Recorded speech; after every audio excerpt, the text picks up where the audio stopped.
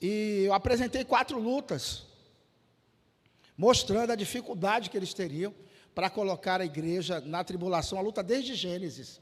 E hoje a gente vai chegar no Apocalipse, que é o último livro da Bíblia, não é? E antes de chegar lá, vou fazer um resumo rápido do que a gente falou.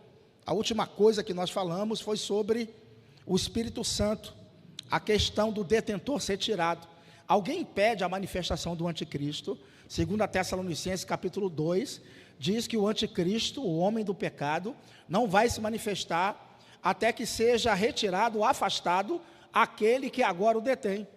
E nós vimos ali nas definições do grego, a expressão aquele que agora o detém, se refere muito ao Espírito Santo, é a maneira de se falar ao Espírito Santo.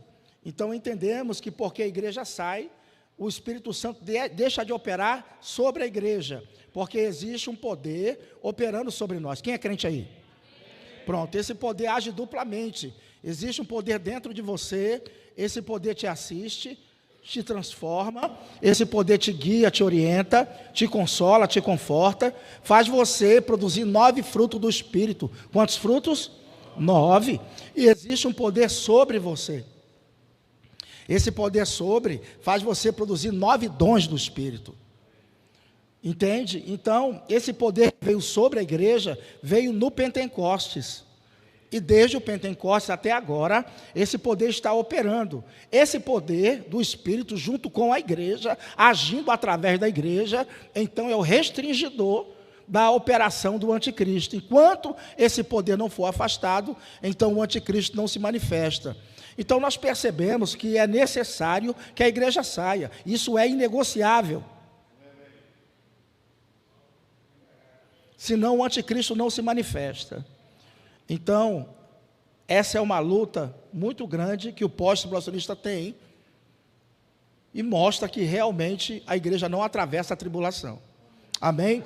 E eu vou falar agora aqui sobre a salvação durante a tribulação.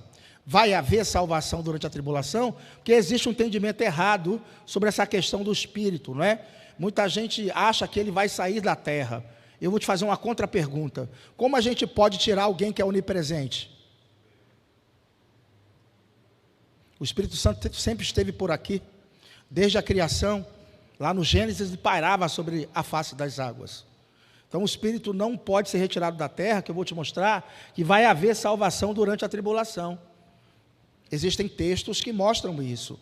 E ninguém, irmãos, pode dizer que Jesus é o Senhor, se não for pela ação do Espírito Santo. E é o Espírito Santo que convence o homem do pecado, da justiça e do juízo.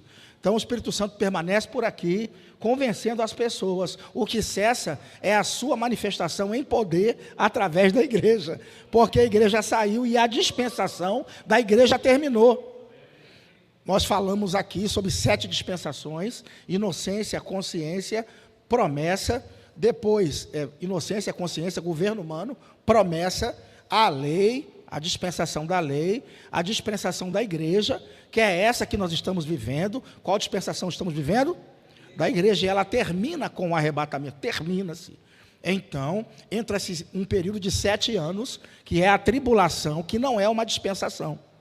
Ela é um intervalo entre a dispensação da igreja e a dispensação do milênio, que é a 7ª dispensação que virá. Então, o que nós estamos vendo aqui são pessoas se convertendo durante a tribulação. E essas pessoas não são igreja, porque a dispensação da igreja terminou. E existem muitas passagens mostrando exatamente isso, que o arrebatamento acontece antes da tribulação. Estudamos aqui a 1ª e a 2ª carta de Tessalonicenses, lembra? Se você não viu essa aula aqui na quinta-feira, pode procurar no canal, que está disponível aí, a primeira parte, não é, da luta. Então vamos lá, irmão, vamos continuar aqui, ó. Consegui, né, pegar aqui no... pegar o espírito da coisa de novo, vamos lá. Salvação na... Depois dessas coisas vi, eis grande o quê? Que ninguém podia... de todas as nações, tribos, povo, língua, em pé, diante do trono e diante do Cordeiro, vestido de vestiduras, com palmas nas mãos, e clamavam com grande voz, dizendo ao nosso Deus que se assenta no trono, e ao Cordeiro pertence a salvação. Essas pessoas não estão glorificadas, elas são os mártires da tribulação. Elas vão ressuscitar após a segunda vinda de Cristo. Elas não estão glorificadas. Agora, a gente vai ver aqui um dos anciãos. Nós vamos ver hoje que os anciãos, eles são representantes da igreja já glorificados. Então, não fazem parte, esse aqui, desse mesmo grupo, porque os anciãos representam a igreja. Vou te mostrar isso. Então, um dos anciãos tomou a palavra dizendo: estes que se vestem de vestiduras brancas, quem são e de onde vieram? Respondi-lhe: meu Senhor, tu o sabes. Ele então me disse: são estes os que vêm da onde? Da grande, e lavaram as suas vestiduras e alvejaram no sangue do... Então vai haver salvação durante a tribulação? Sim, esse grupo não é igreja, a fase da igreja termina com o arrebatamento. Beleza? Então é importante entender essa questão. Você pode dar um toque aí?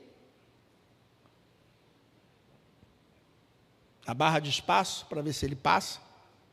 Pronto.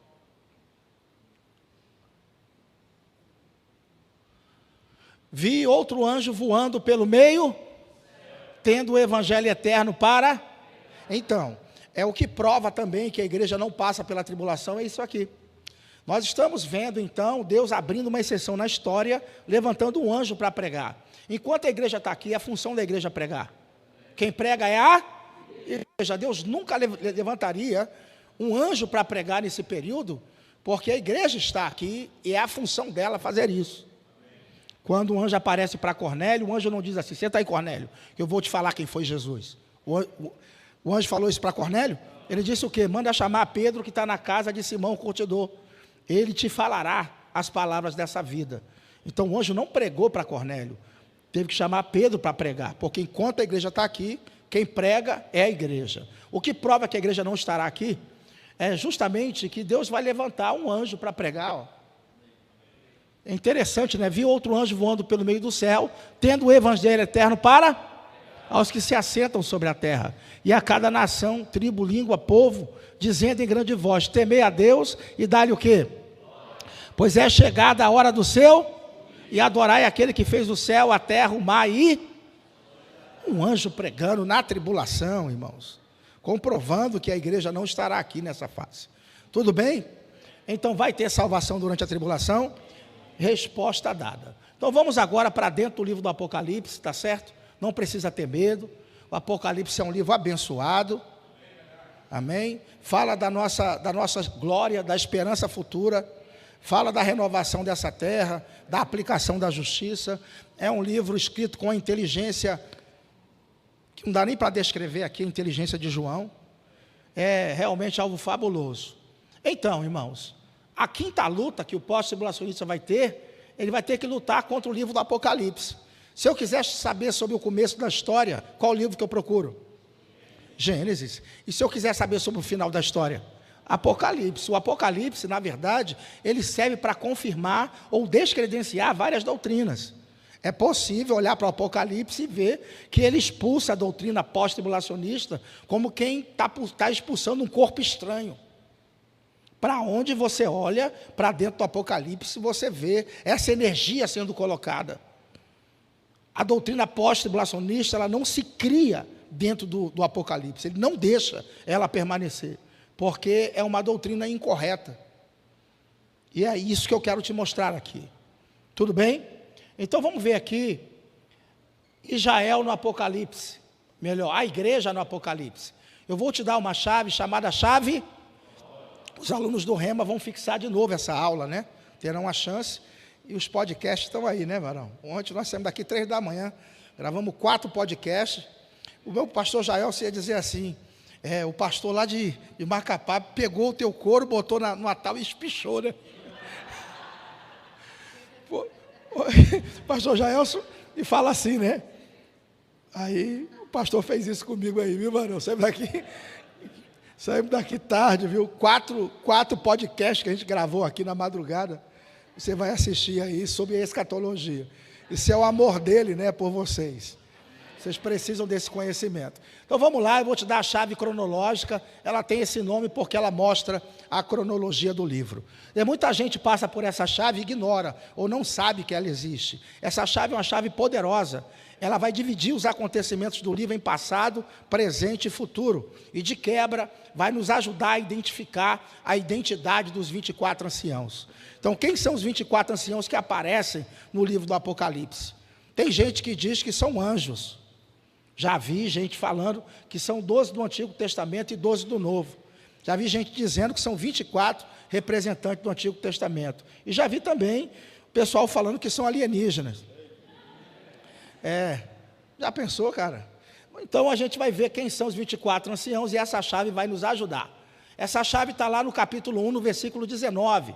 Ela está logo no capítulo 1, como se tivesse pendurada na porta. Olha a bondade de Deus. Nos dá uma chave tão poderosa para interpretar o livro. Ele diz: escreve, pois, as coisas as que são e as que depois dessas hão de.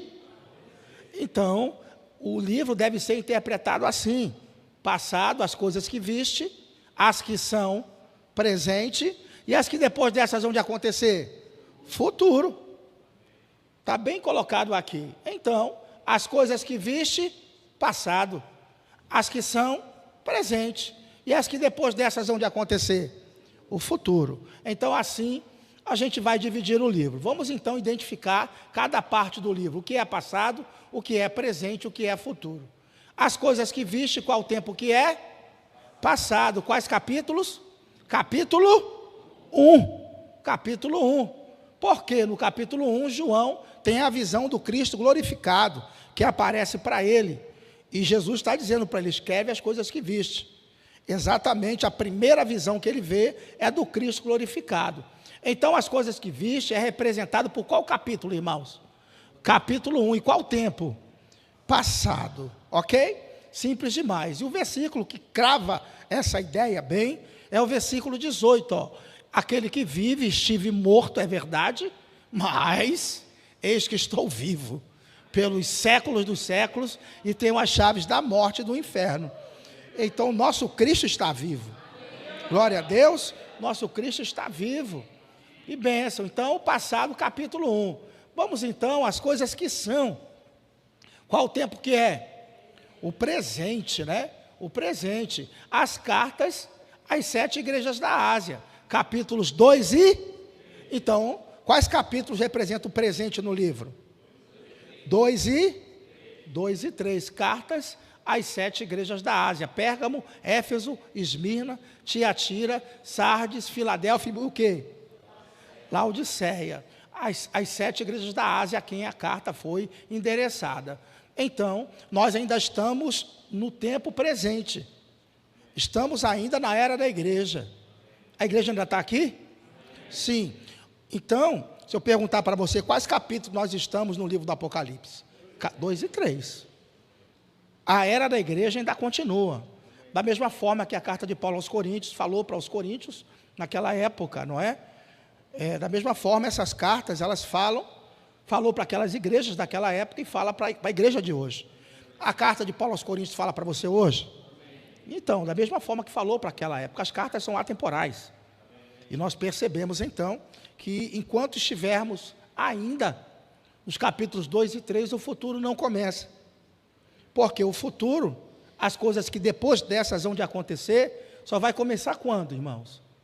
Só vai começar do capítulo 4 em diante. Então, do capítulo 4 em diante do Apocalipse, nada aconteceu. Tudo tranquilo? Só isso aqui já tirou um monte de coisa da sua cabeça. Tirou ou não tirou? A clareza disso aqui é demais. Então, nós estamos dos 2 e 3. Do 4 em diante, nada aconteceu. Tudo tranquilo? O que João viu, narrou, foi o futuro, que ainda não começou. E esse futuro só começa quando a igreja sair. Glória a Deus. Veja que o Apocalipse, logo do começo, ele manda uma mensagem, dizendo: nem adianta. É preciso que a era presente termine. E ela termina com arrebatamento. Vamos seguir, então, na nossa aula de hoje, as coisas que viste, então, para relembrar qual o tempo que é. Quais capítulos? Capítulo 1. As coisas que são, qual o tempo que é? Quais capítulos? Nós estamos em quais capítulos? O futuro só começa do 4 em diante, as coisas que depois dessas hão de acontecer. Tudo bem, pessoal? Vamos seguir então. Louvado seja Deus. A igreja é vista na atividade dos 24. Então eu vou te mostrar que os 24 anciãos são representantes da igreja. Então, dividindo o livro do Apocalipse para você compreender melhor, preste atenção. Capítulo 1, introdução do livro. Capítulos 2 e 3, cartas às 7 igrejas da Ásia. Capítulos 4 e 5 mostra a igreja no céu após o arrebatamento. A igreja é vista na atividade dos 24 anciãos. Do 6 ao 18, tribulação. Do 6 ao 18 é o quê? Tribulação. Então, se a igreja é vista na atividade dos 24 anciãos no céu, nos capítulos 4 e 5, significa que a bagaceira da tribulação que vai do 6 ao 18 não é para nós. A gente já está numa boa, irmão. Então, eu preciso, então, te provar isso aqui. Capítulo 19, segunda vinda. Capítulo 20, milênio, reino milenar de Cristo. 21 e 22, estado eterno ou eternidade. Então, vamos provar para você que esses 24 anciãos são representantes da igreja. Quem gosta de futebol aí? Pronto, vai contando aí a goleada que vai ser, viu? Vamos lá. Depois dessas coisas, olhei e eis não somente uma, como também a primeira voz que ouvi, como de trombeta, ao falar comigo, dizendo, sobe para, e te mostrarei o que deve acontecer. Imediatamente eu me achei em espírito, e eis armado no céu e no trono alguém sentado. O arrebatamento de João tipifica o arrebatamento da igreja, é um tipo, beleza? João agora vai ver as coisas de cima, do céu. Seu arrebatamento, então, tipifica o arrebatamento da igreja. Eu quero que vocês prestem atenção na chave cronológica, na parte que falava do futuro, as coisas que depois dessas hão de acontecer. Se refere a qual tempo? Futuro. Lembra? As coisas que depois dessas hão de acontecer. Olha como é que começa o capítulo 4. Depois dessas coisas, João está marcando o início do futuro. Está começando agora uma grande divisão no livro, que vai do capítulo 4 ao 22. O futuro, então, vai do 4 ao 22. E ele fala, depois dessas coisas, olhei e eis não somente uma porta aberta no céu, como também a primeira voz que eu ouvi como de trombeta, ao falar comigo, dizendo, sobe para aqui e te mostrarei o que deve acontecer. E repete de novo, ele está mostrando para nós, dizendo o seguinte, o futuro começa aqui. A era da igreja ficou para trás. Beleza? É isso aqui que está sendo mostrado para nós. Então vamos ver a visão de João do trono. Ao redor do trono há também 24, e assentado neles 24, vestidos de branco, em cujas cabeças estão o quê? Coroas de ouro. Eu vou te mostrar que esses 24 anciãos aqui, eles são representantes da igreja. Eles estão vestidos de branco, mas eles já estão glorificados. Vou te mostrar que eles já estão glorificados. Diferente de uma turma que vai aparecer depois, no capítulo 7, que foram salvos durante a tribulação. Ali é só espírito e alma deles. Aqui não. Essa galera está completa. Eles estão glorificados. Tem uma diferença. Aí aqui, eu vou te mostrar. Só tem um povo que tem promessa de andar como vencedor ao lado de Jesus, vestido de branco. Só tem um povo que tem essa promessa. Apocalipse 4:4 vai mostrar, ó, ao redor do trono há também 24 tronos e assentado neles 24 vestidos em cujas cabeças estão coroas de ouro. Então Jesus prometeu que essas pessoas iriam andar com ele vestidas de branco, porque são dignas. Vamos ver, ó. Mas também tem insights, algumas poucas pessoas que não contaminaram as suas, e comigo andarão porquanto são dignas disso. Então observe que só tem um povo que tem promessa de andar com Jesus junto com ele, de branco. E aonde ele estiver, esse grupo vai estar. Porque nós estamos entendendo que está acontecendo aqui é o casamento da igreja. É isso que a gente está vendo. Porque Jesus vem buscar a igreja antes da tribulação, não é isso? Não é isso mesmo? e vamos ficar com ele 7 anos. É nesse período que ocorre o casamento. Aqui, a gente vai receber, então, a nossa recompensa, e já vamos receber, então, as vestes brancas, mostrando que o nosso julgamento já terminou. Acabamos de ler que existe uma promessa de andar junto com ele. Se você for, o capítulo 17 de Apocalipse, versículo 14, vai mostrar Jesus Cristo voltando para pelejar contra o anticristo e aqueles que estão com ele, os santos que estão com ele, voltando com ele de novo, porque está andando junto. Se você for depois, em Apocalipse 19, você vai ver a esposa se preparando para voltar com Jesus após os 7 anos de tribulação. E lá está escrito que ela está vestida de linho fino, branco, puríssimo. E no capítulo 14, na volta de Jesus, quando Jesus está voltando, o céu se abre, e lá está escrito que a gente vai voltar montado em cavalo branco, vestido de branco, linho, finíssimo, mostrando exatamente que a gente acompanha Jesus para onde quer que ele vai. Ok? Então a gente está vendo aqui que os 24 anciãos estão vestidos de branco, se cumprindo a promessa que Jesus falou. 1-0 para mim, né, irmãos? Eles têm coroas em suas cabeças, olha só. E a palavra para coroas é o quê?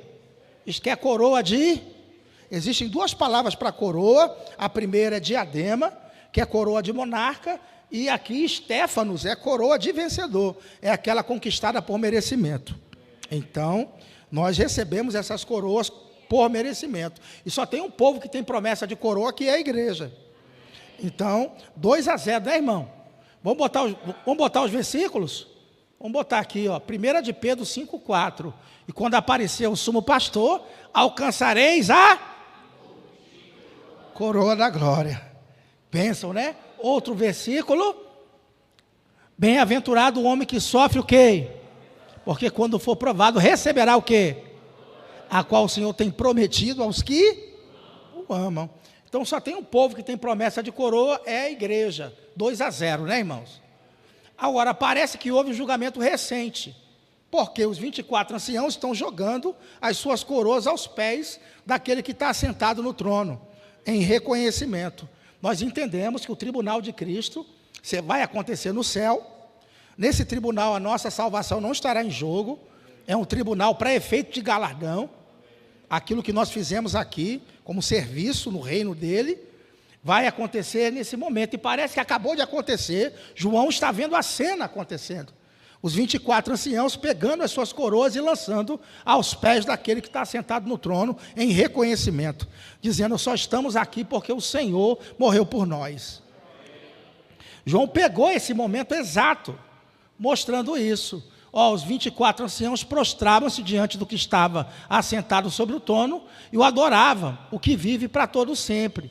E lançavam as suas diante do trono, dizendo: digno és, Senhor, de receber o quê? A honra aí, porque tu criaste todas as coisas por tua vontade, são e foram o quê? Criadas. Então, aqui é a igreja já glorificada, já recebeu as suas coroas, a recompensa, e agora... o que acontece? Estão adorando ao Senhor. 3-0, né, irmão? Por que a expressão anciãos? Por quê? Porque anciãos representam o quê? Sabedoria e maturidade. Talvez você não saiba, mas você vai receber um corpo de glória. Um corpo incorruptível.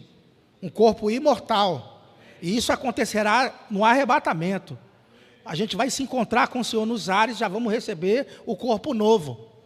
Porque a gente vai ter que atravessar as camadas atmosféricas. Você sabe que o universo é hostil. O camarada que pega um foguete e vai para o espaço, precisa de uma roupa especial. A gente vai receber a nossa roupa especial, que é o corpo de glória, um corpo imortal. Por isso que Paulo fala que é necessário, que isso que é corruptível se revista de incorruptibilidade.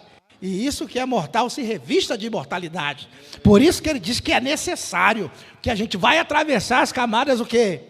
Atmosféricas. Sendo que com esse corpo de glória, nós vimos na aula passada, que você vai estar em plenitude de sabedoria e plenitude de conhecimento.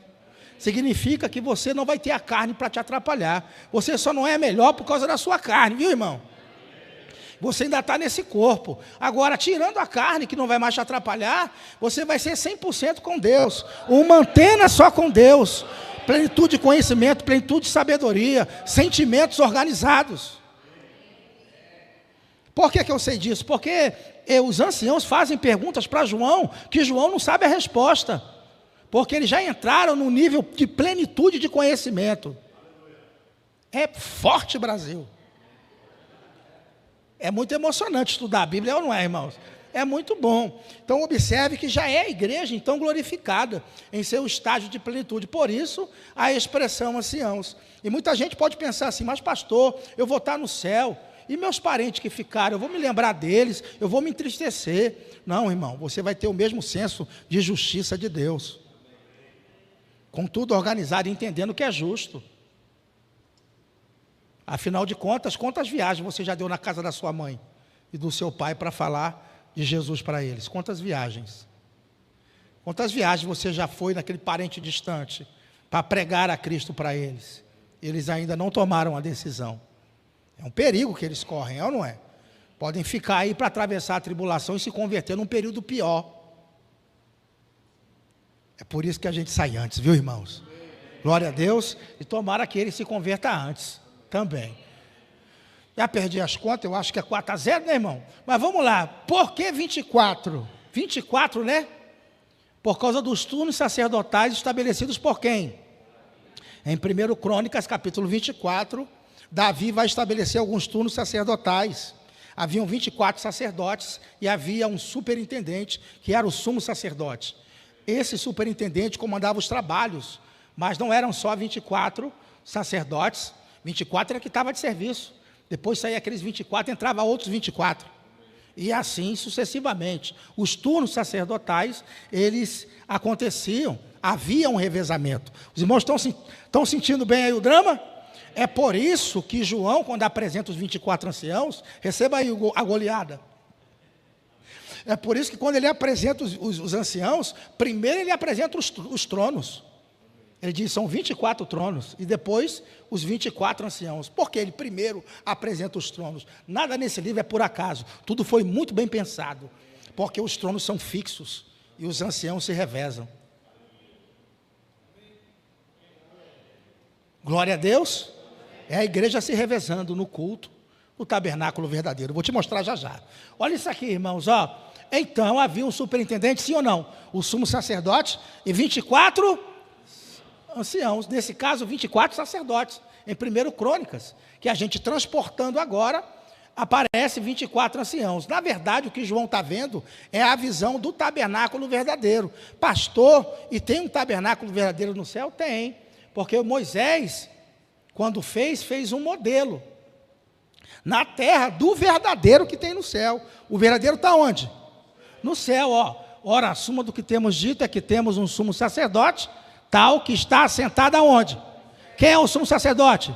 Jesus já está lá? O sumo sacerdote já está lá. À destra do trono da ministro do verdadeiro, o qual o Senhor fundou e não? Veja que o que João está vendo é o tabernáculo verdadeiro. O sumo sacerdote já chegou? Jesus já chegou lá? Só falta agora os sacerdotes chegarem. Já que João está vendo o futuro, a chave cronológica nos mostrou isso, o que falta agora é a gente chegar. Quem vai subir aí? Para adorar o Senhor lá. Compor a cena. Foi por isso que houve uma conversa com a mulher samaritana. E naquela conversa, ela fez uma pergunta para Jesus: aonde nós devemos adorar? É no Monte Gerizim? Em Samaria? Ou em Jerusalém? Jesus falou, nem lá e nem cá, mulher. Os verdadeiros adoradores adorarão o Pai em espírito e em verdade. Porque o Pai procura tais adoradores. Os crentes da antiga aliança adoraram a Deus nas dispensações passadas, o melhor que eles puderam, com o melhor que eles tinham. Mas a nossa adoração é infinitamente maior. Nós adoramos a Deus com o espírito recriado. Aleluia, por isso que a Bíblia diz que nós somos o sacerdócio real, a nação santa e o povo adquirido. Então, nós vamos compor a cena que João viu. Estou te dando muito elemento para você trabalhar depois, para estudar na sua Bíblia. Estou ou não estou? Se você gosta de estudar, está sendo uma festa. Mas vamos lá, vamos seguir aqui, né, irmãos? Pronto, eu não vou ler isso aqui para a gente adiantar. Vamos fazer um gol agora de bicicleta, né? Glória a Deus. Diz que gol de bicicleta vale por 2? Olha isso aqui, irmão, ó. Ezequiel teve a mesma visão do trono. Ezequiel narra no seu livro, do capítulo 1 ao capítulo 10, a mesma visão. Agora, quando Ezequiel vê os seres viventes, Ezequiel narra de um jeito e João narra do outro. João viu de frente e Ezequiel viu em 3D. Por que eu sei disso? Porque o Ezequiel, ele narra os seres viventes diferentes. João vê de frente. Os seres viventes são 4. Um com rosto de leão, outro com rosto de homem, outro com rosto de águia e outro com rosto de boi. Ele olha e vê de frente. Agora Ezequiel, quando ele vai narrar, ele diz o seguinte: aqui é águia, aqui é boi, aqui é leão e aqui é homem. Ele vê muito melhor. Ele vê que cada ser vivente tinha as 4 faces. É bem interessante você observar esse detalhe. É por isso que é bom, quando você for comprar um carro ou uma casa, tiver indefinido, pedir uma segunda opinião. Possa ser que tenha gente que esteja vendo melhor do que você. Glória a Deus, irmão. É manto, né? Até na aula de escatologia, Deus fala com o povo, né, irmão? Deus dá direção. Não é assim, não é assim? Olha aqui. Mesmo tendo um ângulo de visão melhor, ele não vê quem? Mesmo Ezequiel, vendo em 3D, ele não vê os 24 anciãos. Por que ele não vê os 24 anciãos? Porque a igreja não existia no Antigo Testamento. Era um mistério oculto em Deus. Os profetas não falaram da igreja. Olha isso aqui, irmãos. Aqui está o profeta, com dedo de profeta e sandália de profeta. É a última moda. A última moda aqui, ó. Olha isso aqui, ó. Os profetas falaram os picos das profecias, né?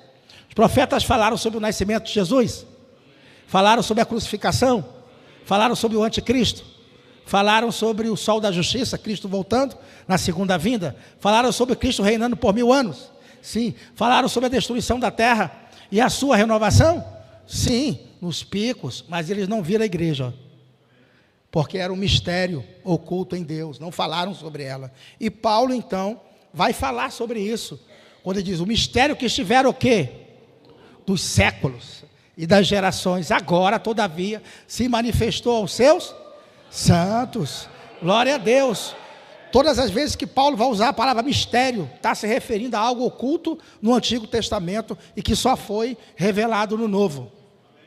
Beleza, gente? Essa expressão é usada por ele para designar isso, o arrebatamento. É um mistério. Quando ele diz assim, eis que vos digo o mistério, nem todos dormiremos, mas todos seremos transformados.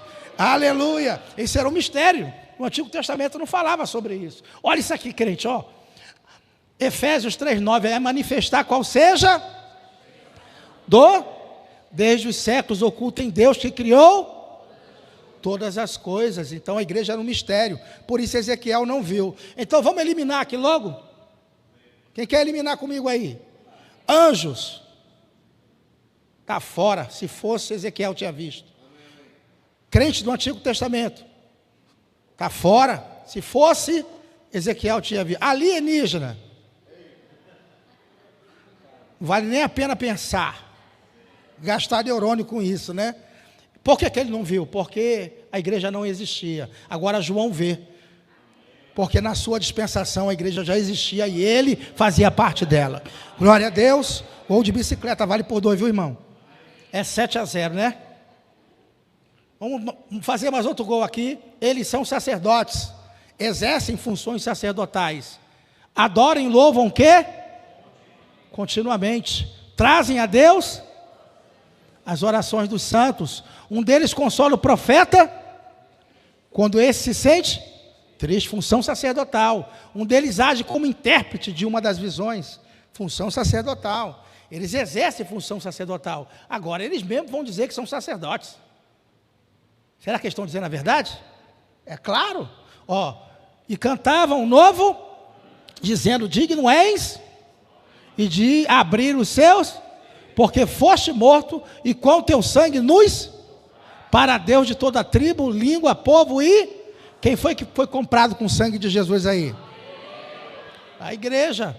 E para o nosso Deus nos reis e sacerdotes, e reinaremos sobre 8-0, né, irmão? Vamos para o 9º gol. Esse aqui é gol olímpico.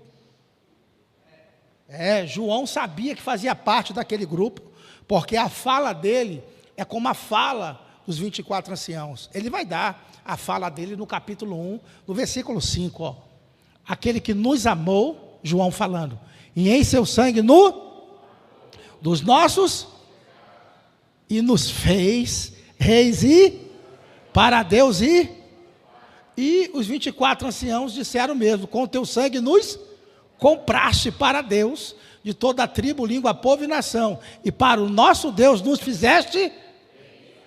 João disse: nos fez reis e os 24 anciãos disseram: nos fizeste reis e... João sabia que fazia parte desse grupo aqui.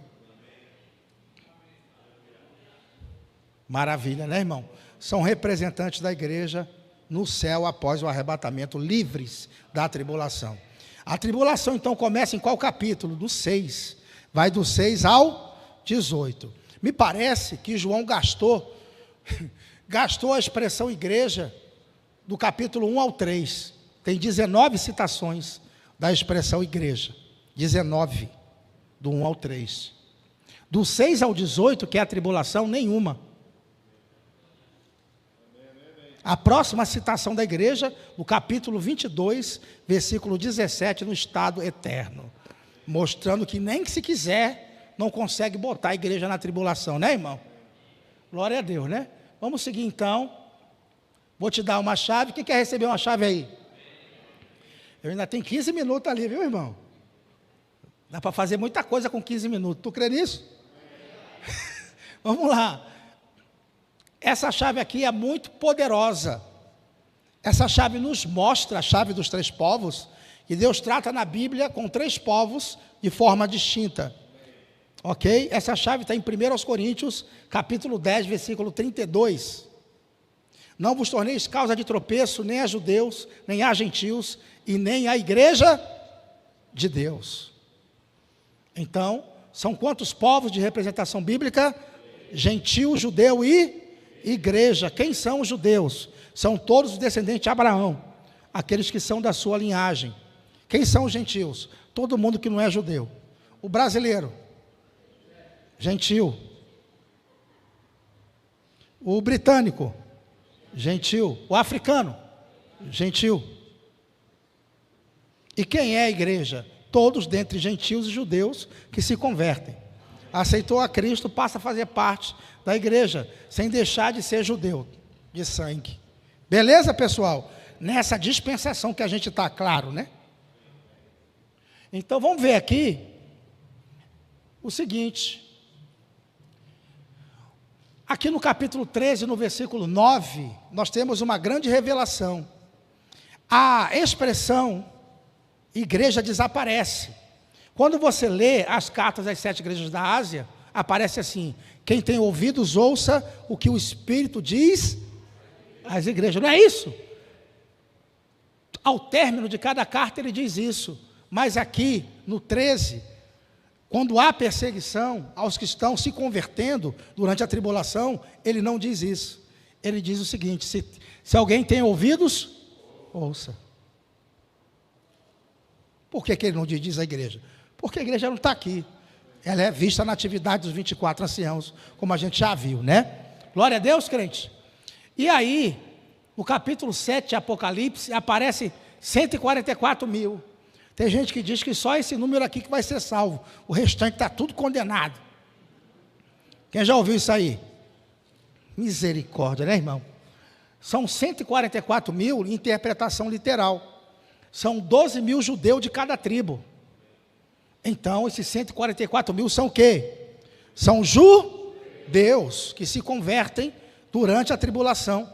E eles, então, começam a pregar nesse período, mostrando que a igreja não está aqui mesmo. Glória a Deus. Agora, você sabe o significado dessa frase aqui, ó? Assim os últimos serão os primeiros e os primeiros os últimos.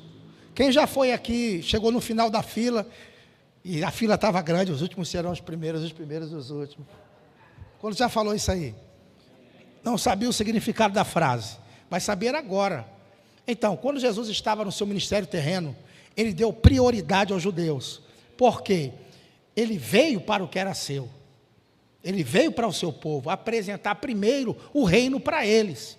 Então, quando ele viu os 12, ele diz, não ide aos samaritanos, nem ide aos gentios, mas antes ou primeiramente procurai as ovelhas perdidas da casa de Israel. Quando a mulher cirofenícia está com a filha endemoniada, chega perto dele e diz assim, eu quero que você vá lá curar a minha filha, que ela está endemoniada.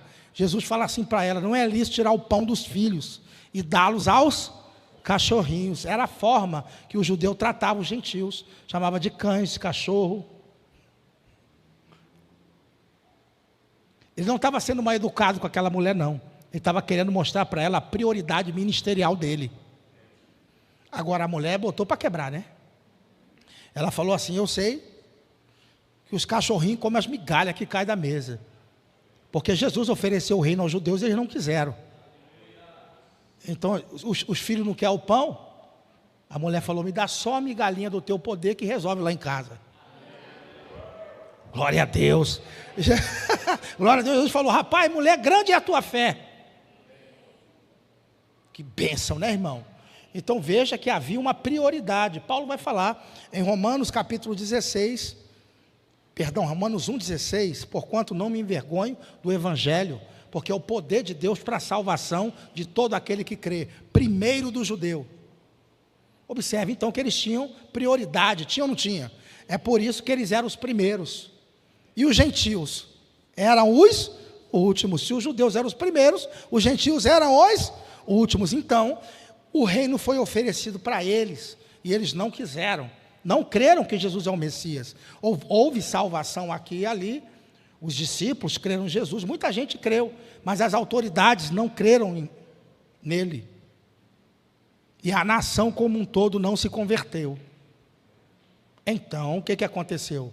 O reino para eles foi adiado, e os gentios experimentam a salvação. Então, os primeiros, que eram os judeus, passaram a ser os últimos, e os últimos, que eram os gentios, passaram a ser os... Graças a Deus que nós estamos aqui em Macapá, né? Glória a Deus. A salvação foi dada e a gente aceitou. Olha só que coisa interessante, irmão. Agora, eles serão os últimos. Há um plano para com eles. A igreja não substitui Israel no plano profético. Ok? O plano da igreja termina com arrebatamento, e Deus então mete a mão na massa e começa a trabalhar com eles. Deus vai provocar a conversão nacional, usando a tribulação para isso. É forte, Brasil. É ou não é? É forte. Tudo bem então? Então quem aparece na tribulação? O Vamos confirmar isso? Vamos lá. Glória a Deus. E viu-se um grande sinal aonde? Uma mulher vestida, tendo a lua debaixo, e uma coroa de quantas estrelas na cabeça? E estava com dores e gritava com ânsias de dar à luz. Quem é essa mulher? Tem muita gente que diz que é a igreja, mas está errado. Porque Jesus não vem buscar uma mulher grávida. Jesus vem buscar uma virgem. Já começa errado, viu? E não foi a igreja que deu a luz a Cristo, não. Essa é a unção que despedaça o jugo, né, pastor? Não foi a igreja que deu a luz a Cristo. Cristo deu a luz à igreja. Então a interpretação não está correta. Então quem é essa mulher aqui? Quem quer saber aí? Quer saber sabendo mesmo. Vai sair da interpretação certo. Vamos lá? Olha isso aqui, irmão, ó. A mulher está vestida do sol, tem a lua debaixo dos pés e um diadema com 12 estrelas sobre a sua. Se você pegar uma Bíblia com concordância e colocar aí sol, lua e estrela, e der o enter, você vai direto para o sonho de José. Ó. Gênesis 37, 9. Teve José outro, e o contou a seus irmãos, e disse: eis que tive ainda, eis que o quê? O sol, e 11 se inclinavam a mim. O sol é quem? Jacó, a lua é Raquel, e as 11 estrelas são os 11 irmãos de José. Alguém pode dizer, mas o diadema tinha 12 estrelas, pastor. Obviamente que José é a 12ª estrela, né, irmão? Alguém tinha que sonhar, né? É ou não é? Alguém tinha que ter um sonho. Ele é a 12ª estrela. Então a gente já vê que se trata da formação da nação de Israel. Logo de cara, a gente já vê isso aqui. Agora, olha só, irmão, vamos rastrear algumas expressões aqui. O termo mulher. Deus nunca tratou a igreja como mulher, no sentido de relacionamento entre marido e mulher. A igreja é a virgem que aguarda o seu noivo, é ou não é? Agora, Deus sempre tratou Israel como mulher, ele sendo a mulher, Deus, e Israel sendo seu marido. E pastor. Se quiser anotar as referências, eu vou te dar esses slides aqui, viu? Quem quiser pode pedir a mim que eu te dou. No final, mando pelo WhatsApp para você. Tranquilo, crente? Para você estudar depois. Olha isso aqui, ó. O termo é usado 8 vezes nesse capítulo, em todas essas referências aqui, ó. Isaías 47, do 7 ao 9, Isaías 54, do 5 ao 6, Isaías 66, do 7 ao 8, Jeremias 4, 31, Miqueias 4, do 9 ao 10, Miqueias 5, versículo 3. Em todas essas referências aqui, Deus trata Israel como mulher e ele sendo marido. Eu vou ler só Isaías 54 aqui, para a gente ganhar tempo. Porque o teu Criador é o teu marido. O Senhor dos Exércitos é o seu nome. E o Santo Israel é o teu, que é chamado Deus de toda, porque o Senhor te chamou como uma mulher, e triste como uma mulher da mocidade que fora o quê? Desprezada, diz o teu Deus. Então observe então que Deus trata Israel como mulher. Do relacionamento de Deus com Israel nasceu o Messias. A interpretação é perfeita. Beleza, gente? Tranquilo? Vamos lá. A expressão dores de parto saiu da onde? Da onde saiu essa expressão? Dos profetas do Antigo Testamento, que já viram Israel sentindo dores de parto. Isaías capítulo 26 vai mostrar isso. Como uma mulher grávida, quando está próxima à sua hora, tem dores de quê? E dá o quê? Gritos nas suas dores. Assim fomos nós, diante de ti, ó. Bem concebemos nós e tivemos dores de parto, porém demos à luz a vento. Livramento não trouxemos à terra, nem caíram os moradores. As dores de parto que a nação está sentindo é porque o reino está sendo gerado. Na primeira vinda de Cristo, Cristo ofereceu o reino para eles, eles disseram que não queria. Dessa vez, eles não têm escolha, o reino precisa nascer. Quando uma mulher está grávida, ela não tem poder sobre o seu próprio corpo. Ou tem? Não tem, né? Para a gente ganhar tempo, eu vou pular Jeremias também, fala sobre dores de parto, outro profeta que fala. Então vamos trazer essa ideia para vocês. A mulher, quando está grávida, não tem poder sobre o seu corpo. Não adianta ela dizer, não quero inchar. Ela vai inchar. Não tem poder. E quando vai chegando a hora de dar à luz, começa as contrações fracas e vai aumentando de escala. E se ela não parar para ter a criança, morre os dois. Então é preciso parar. O que acontece é que essa analogia é bem interessante, que na primeira vinda, quando Cristo veio, ofereceu o reino aos judeus, eles disseram, a gente não quer que você reine sobre nós, não. Ele falou, beleza, tranquilo. Vai chegar um momento que vocês vão me clamar. Então, eles vão atravessar a tribulação, e no final da tribulação, então, eles vão se arrepender. Zacarias capítulo 14 vai falar, e olharão para aquele a quem transpassaram, e vão se arrepender do menor ao maior. Observe então que vai haver uma conversão nacional. A nação vai reconhecer Jesus depois que o anticristo estiver com o pé no pescoço deles. Aí eles vão reconhecer, rapaz, nós fizemos uma besteira, nós matamos o Messias há 2000 anos atrás. Então Jesus vai voltar para socorrê-los. Glória a Deus. É possível ver o cerco a Jerusalém em Mateus 24, a partir do versículo 15. Então, quem é a mulher de Apocalipse 12? Israel. Observe, então, que Israel ocupa um papel interessante no Apocalipse, principalmente no período da tribulação. Quem é a grande prostituta de Apocalipse 17? Eu vou só revelar quem é ela, e a gente vai encerrar, beleza? Eu queria saber quem é essa prostituta, quem é ela? Vamos lá? Vamos acreditar em João? Quem quer acreditar em João aí? Então deixa o seu achismo para o segundo plano, viu? Eu prefiro acreditar no que João diz. Ele é mais inteligente que eu e você, é ou não é? Vamos lá. Veio um dos 7 anjos que tinha as 7 e falou comigo dizendo, vem mostrar-te-ei a condenação da grande, que está assentada sobre muitas, com a qual se prostituíram os reis, e os que habitam sobre a terra se embriagaram com o vinho da sua. Então ele me levou em espírito a um deserto, e viu uma mulher o quê? Uma besta cor de, que estava cheia de nome de, e que tinha quantas cabeças? 10 chifres, que besta feia, né, meu? 7 cabeças e 10 chifres. Esse é o anticristo, viu, irmão? A besta aqui. Aí vai, a mulher estava vestida de púrpura e adornada de ouro, pedras preciosas e o quê? E tinha na mão um cálice de ouro, cheio da imundícia da prostituição. Na sua fronte estava escrito o nome, o quê? A grande Babilônia, a mãe das prostituições e das abominações. E vi que a mulher estava o quê? Embriagada com o sangue dos... Ela estava embriagada com o quê? E com o sangue dos mártires de Jesus. Quando a vi, maravilhei-me com grande admiração. Quem é essa mulher? Então, irmãos, o João, muitas vezes, ele revela o significado do símbolo um pouco antes. Às vezes, revela depois. Ele espera que o leitor preste atenção no que ele está falando.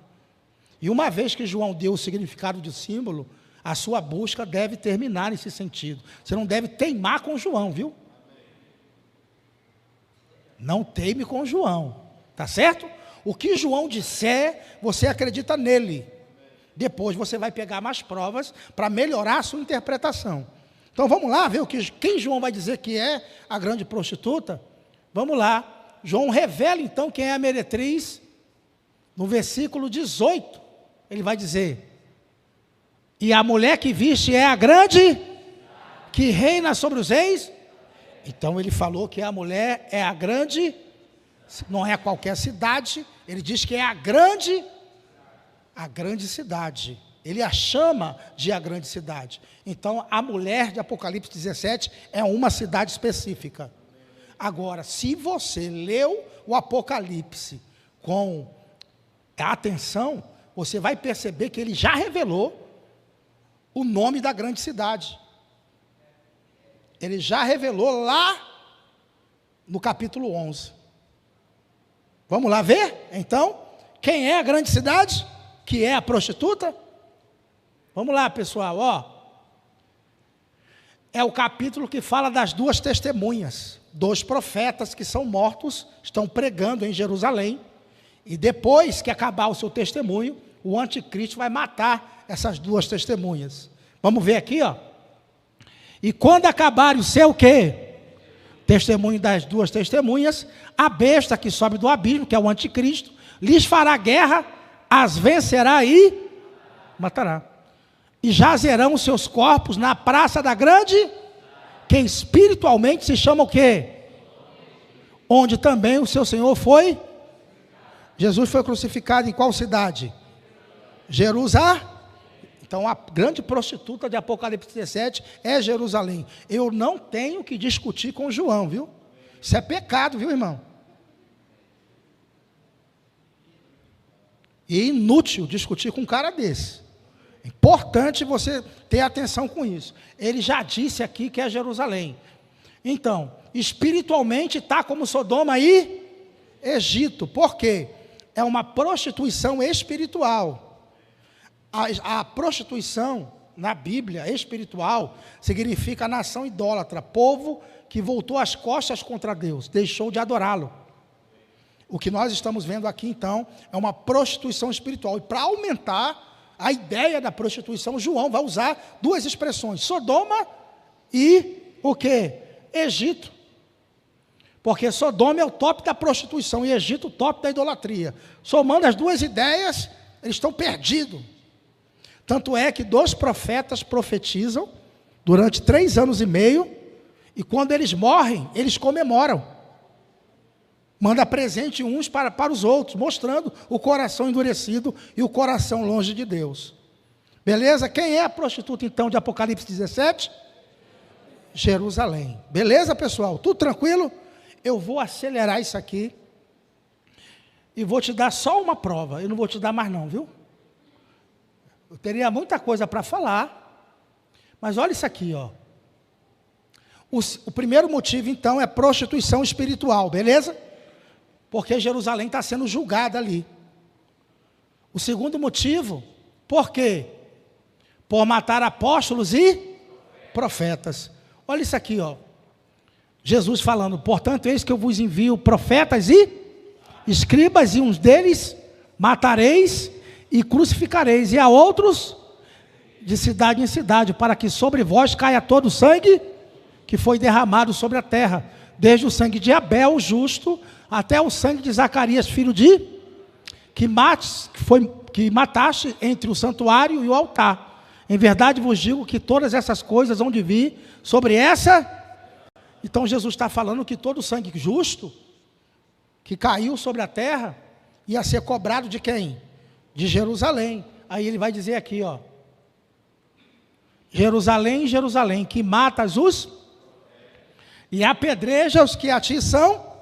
Quantas vezes quis eu ajuntar teus filhos como a galinha junta os seus pintos debaixo das asas, e não?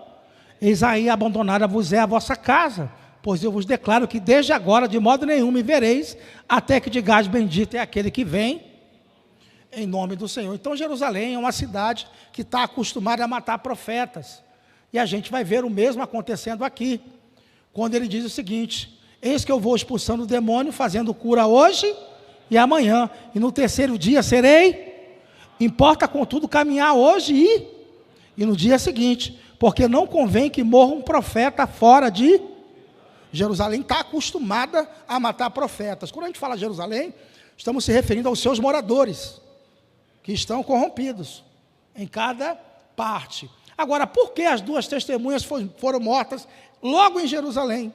E é no 11 que ele vai revelar a identidade da prostituta. Por que é no 11? Porque 3 profetas foram mortos. Quando ele anuncia a identidade da prostituta, ele faz questão de colocar no bojo da conversa que 3 profetas foram mortos. E quando acabarem o seu testemunho, a besta que sobe lhes fará guerra e matará, e jazerão os seus corpos na praça. 2 profetas foram mortos, sim ou não? Sim. Aí agora ele vai dizer: jazerão os seus corpos na praça da grande, que espiritualmente se chama Sodoma e Egito, onde também, o seu Senhor foi.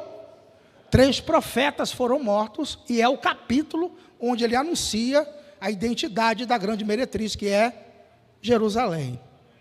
Então, a grande prostituta de Apocalipse 17 é a cidade de... Vamos ver então, escancarado agora, por que ela está sendo destruída no capítulo 18? Então, vendo a fumaceira do seu incêndio, gritavam: que cidade se compara à grande? Lançaram pó sobre a sua cabeça e chorando, pranteando, gritavam: ai, ai da grande, na qual se enriqueceram todos que possuíam navios no mar, à custa da sua, porque em uma só hora foi devastada. Exultai sobre ela, ó, e vós, santos, apóstolos, e porque Deus contra ela julgou a vossa. Glória a Deus. Outro texto, continuando: também jamais em ti brilhará a luz de candeia, nem voz de noivo ou de noiva, jamais em ti se ouvirá, pois os teus mercadores foram os grandes, porque todas as nações foram o quê? pela tua, e nela se achou o sangue de profetas, de santos e de todos os que foram mortos. A mesma coisa que Jesus falou. Então, estou te mostrando aqui que a grande meretriz de Apocalipse 17 é a cidade de Jerusalém. Então, irmãos, nós vamos fazer aqui o desfecho dessa aula. Eu não tenho aqui, eu poderia te mostrar que o mesmo anjo que mostra a grande prostituta é o mesmo anjo que mostra a nova Jerusalém descendo do céu. É o mesmo, comprovando para você que é a cidade de Jerusalém. Depois você lê. O que eu quero chegar é aqui, para a gente finalizar a nossa aula. Então, 4 principais símbolos do Apocalipse mostram Israel e a igreja fora. Vamos ver? Então, o Apocalipse confirma o sionismo. Pastor, o que é sionismo? Sionismo quer que Deus tenha um plano para com os judeus. Beleza? O Apocalipse confirma isso. Os 4 principais símbolos do Apocalipse estão gritando. Esse grito aqui está terrível, né? O que eles estão gritando? Os 24 anciãos estão gritando o seguinte: eu sou no céu livre da... Beleza? Os 144 mil, somos o quê? Judeus. E Deus voltou a tratar conosco durante a tribulação. A mulher de Apocalipse 12, somos a de Israel, estamos sofrendo os horrores da perseguição. E a mulher de Apocalipse 17 diz: eu sou Jerusalém, o alvo principal das profecias.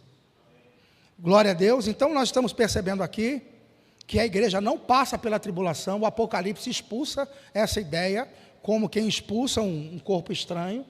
Percebemos então que grande é a luta. Se alguém quiser colocar a igreja na tribulação, vai ter que lutar contra esse livro aqui. Eu acredito que é uma luta perdida, viu, irmãos? Fica bem claro para nós que os santos convertidos da tribulação, os principais são os judeus que se convertem. Também gentios se convertem durante a tribulação? Sim, a gente viu que sim. Mas estamos vendo que Deus voltou a tratar com os judeus para provocar a conversão nacional. Glória a Deus, crente. Quem está feliz aí? Coisa boa, bênção demais. Então, irmãos, se você quiser estudar conosco de forma mais profunda, aqui eu fui só passando por cima, nós temos um curso, chamado Apocalipse em poucas horas. Nesse curso, eu interpreto todo o Apocalipse do capítulo 1 ao 22, capítulo por capítulo e versículo por versículo. Ok? Então, a próxima turma desse curso está se iniciando. Se você quiser estudar conosco, o curso é online, Tem 16 módulos. As aulas são online, dá para você assistir por meio de um tablet, aparelho de celular ou PC.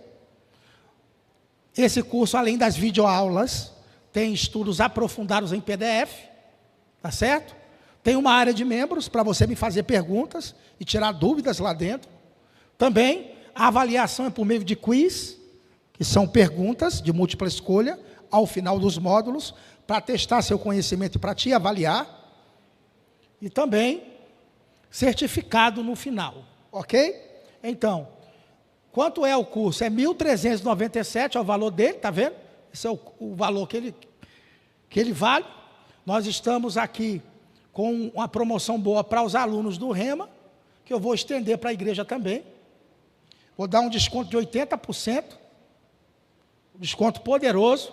Então, de 1.397, ele vai sair por 297. É R$ 1.100 aí de desconto. Desconto abençoado para você, com certeza. Você pode pagar no cartão de crédito, fica 12 de 29, é menos do que um remédio na farmácia. É 12 de 29, Ou 4 vezes no Pix, Sem juros, ou no Pix ou no boleto. É 4 de 74,25. Eu vou te dar ainda um bônus especial. Vai levar o curso avançado de escatologia, 2.0, O curso tem 16 módulos também, aulas online, estudos em PDF, também tem área de membros, tem documentários nesse, é diferente do outro, também esse aqui tem documentários que são aulas extra, e também emite certificado. Só o curso avançado é 1.397 também, viu? Eu vou fazer o mesmo preço. Na verdade, eu vou te dar de graça esse aqui, de bônus. Ó. Você vai pagar 0 por ele. Está levando 2 cursos, viu? Teve alguns irmãos aqui que já conseguiram adquirir. Ainda vou te dar mais 7 bônus especiais, que são os livros. O livro As 3 Chaves para se Interpretar a Bíblia é um e-book, é um livro digital. O livro 7 Razões pelas quais a igreja não passa pela tribulação. Outro livro, A Vida Após a Morte à Luz da Bíblia. Outro livro, e-book, né?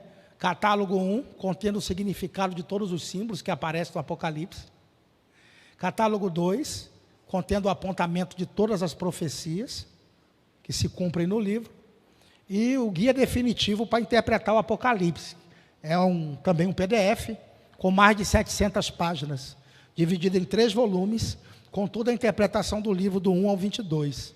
Isso aqui vai estar lá na área de membros do curso te esperando. Você pode imprimir, encadernar, se você quiser. Beleza?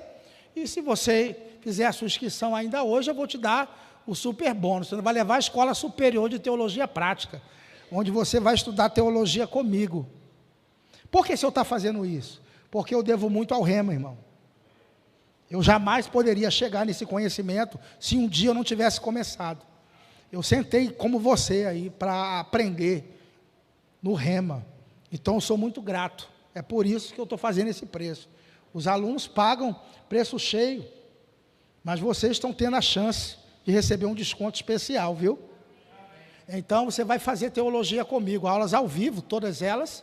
Não dando para acompanhar ao vivo, a gente edita e bota na plataforma para você assistir depois. Tem estudos em PDF, esse curso tem 31 módulos, está com 30 aqui, mas eu adicionei mais um, não fiquei satisfeito. Então, mais de 500 horas aula, viu, irmão? Teologia, vai estudar comigo hermenêutica, exegese, métodos de interpretação, estudo das alianças, ó, escatologia, a vida no espírito, o universo da fé, história da igreja cristã, panorama bíblico tanto do Antigo Testamento quanto do Novo, prosperidade bíblica, Gálatas, Efésios, Romanos, identidade cristã, os dons ministeriais, princípios elementares da doutrina de Cristo, Atos dos Apóstolos, autoridade espiritual, a graça transformadora, a justificação pela fé, a cultura bíblica da honra, soteriologia, a cura bíblica, tipos de oração, angelologia, o poder da igreja, oratória homilética, evangelismo, a carta aos Hebreus. Bom demais, né? Tudo isso, pastor, por 297, sim. Só não estuda quem não quiser, viu, irmão? R$297. Beleza? Pastor, eu quero comprar, o número é esse aqui, ó. Você pode bater uma foto, tirar o print da tela, você pode anotar, me mandar uma mensagem dizendo eu quero aproveitar essa promoção. E a gente aqui vai facilitar para você. Beleza, pessoal? Então, foi bom demais estar com vocês nesse tempo. O pastor disse que eu podia divulgar aqui, então eu estou divulgando para vocês. E bom demais, viu, estar com vocês aqui. Ainda vai ter uma mentoria, ó. Tem meu contato pessoal para tirar dúvida direto comigo. E uma garantia de 7 dias, né? Ou seja, você vai assistir todas as aulas. Se não gostar, eu devolvo o seu dinheiro. Cada centavo que você investiu. Eu te dou a garantia. Maravilha. Você pode não fazer nada, pode tentar interpretar o Apocalipse sozinho. Nesse caso, boa sorte. Ou me mandar uma mensagem, eu quero a promoção do curso.